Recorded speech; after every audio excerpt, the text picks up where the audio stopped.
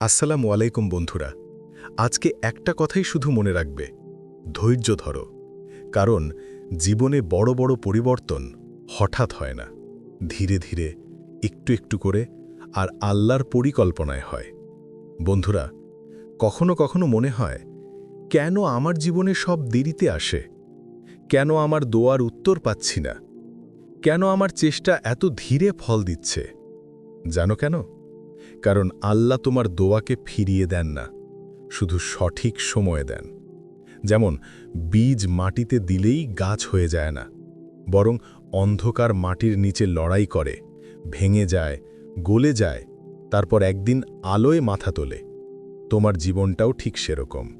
বন্ধুরা, ধৈর্য মানে চুপচাপ বসে থাকা না।